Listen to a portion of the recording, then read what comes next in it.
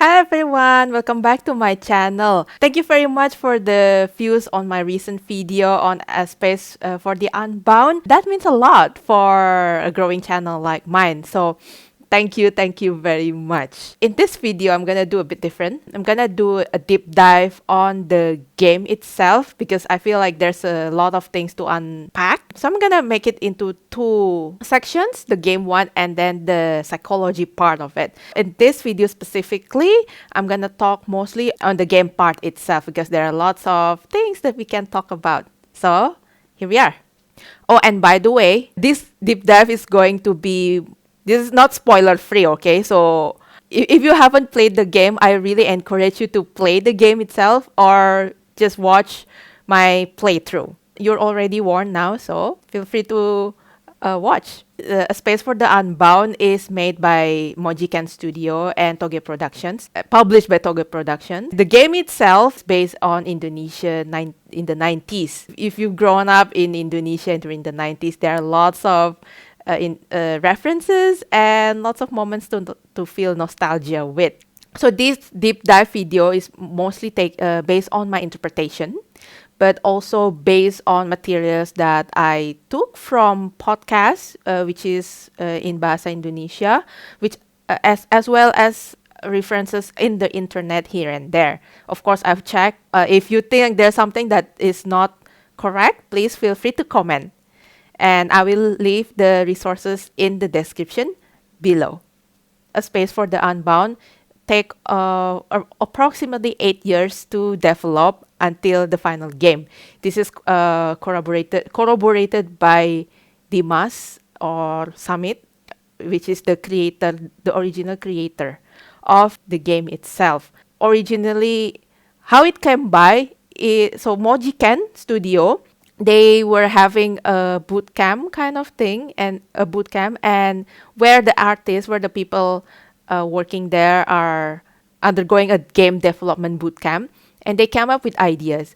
And this is the idea that Dimas, which is one of the one of the artists in the Mojiken, came with, and since then they develop it into a proper game.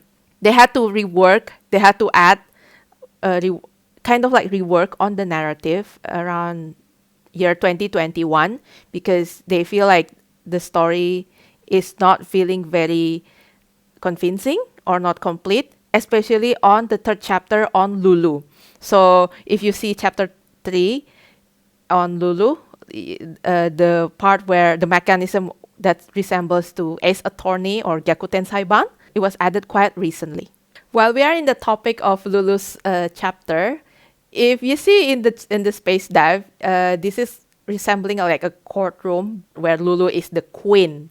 Hence, you can see from her attire, not exactly attire because she dressed like a high school student, but like from her crown and then her guards, as well as the way the defendant sit down in front of the throne. If you see, there are dogs or dogs in behind, and they are. If you play Ace Attorney, you will hear that in the courtroom there are people who are like talking, and these dogs or geeses, how do you say that? It's meant to provide that same effect.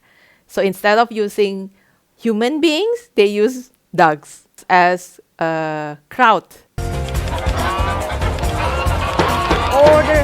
I will have order now! Another good thing about this game is that you can pet cats and you can name them as well. And if you see there's a name called Mulyono, Mulyono is actually the cat of Mojiken Studio. Do you know that A Space for the Unbound also have a webtoon called A Space for the Unbound Broken Memories? It's a kind of like a spin-off which is released pretty much around 2020 throughout 2022. It's about Niken and Pram, which are the teachers in Loka High School where Raya, Atma, and their friends went to school. If you are wondering why is Niken at the end of the game, why is Niken standing in front of Raya's house, and what's the meaning of the dialogue, it will make sense if you have read the webtoon because in the webtoon, Ken and Pram get married, but then like they went to a honeymoon, and on the way they met an accident, and Pram basically died. So that's what it meant. A Space for the Unbound itself also contains lots of kind of like memories for the creators. This is my interpretation based on what they've said. It becomes kind of like a memory artifact. If you see the bridge, it's actually based on a real bridge in Surabaya. The game itself also full of references in the Indonesian 90s. Sabrina is supposed to be Sabrina, right? No, wait. Sharina's Adventure. In terms of cameos, we can see previous Mojiken Studio games like When the Past Was Around. You can see someone who looked like Ida in the second chapter as the violinist. The name is also mentioned toward the end in the radio. Then there's also a Raven's monologue. And then there's a She and the Light Bearer. And also Bayu Lintar Angin, which is rather than a game, like a visual novel, which you can also find on Steam if you were using PC. We talk about the game cameos, but in terms of the human cameos, I can say that there are at least 3 that I can identify. First one is Muhammad Fahmi, which is the character who is sitting down and you can find in Ria's Cafe. He has his cat, Tofu, there. Fahmi is the creator of Coffee Talk, and he has been an instrumental figure in the development of A Space for the Unbound, which is why the creators decided to put Fahmi in the game as a tribute. And the second human cameo would be Christabel Anora, which is the singer of A Space for the Unbound and some other Mojiken. You can find her from the second chapter if you've met the violinist, and then the third chapter onward. There's also a mention in the 5th chapter in the radio. There's also a mention of Krista, which sang the piano song in the 3rd chapter. Was it 3rd or 4th chapter? Somewhere like that. So that's why I thought, okay, this is definitely Christabel Anora, the singer herself. And the third human cameo would be Setiawan. This one isn't too straightforward. I had to look through some resources myself before I found it that it's actually a reference to a singer named Didi Kempot, who is famous for his songs in Javanese.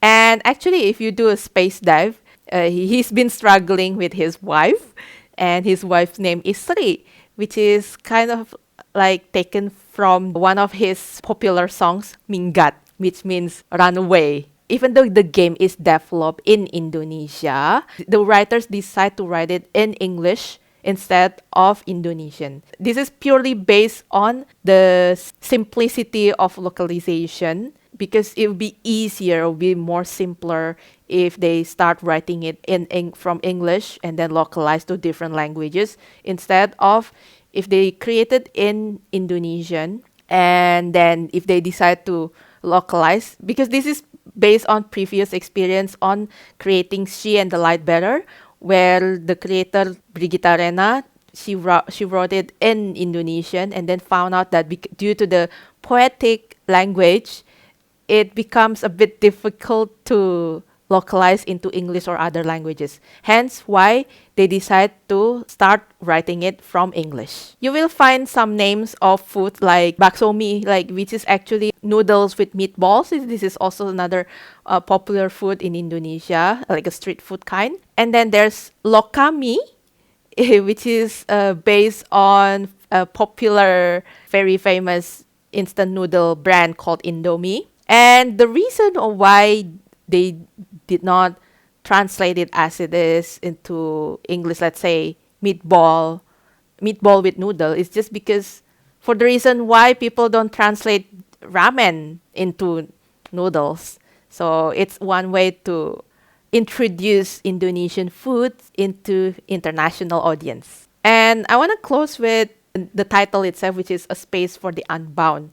This is just my interpretation, because there are various ways of interpreting it, right? So one way you could say that it's meant to show the room or the space where one can be unlimited or express themselves, not in a bounded way, in an unbounded way. A room for someone to explore their creativity, their who they are, or a room to be themselves. Interestingly, one can also interpret it the way that this is Raya's space where she can be anyone or anything she wants to be in this world that she make. It could also refer to someone's heart, like the way Atma used his space dive ability where he goes to someone's heart. This space could mean the heart itself, like inside someone's heart it could be unbounded. The creator also mentioned that the book, which is the red book where Atma used to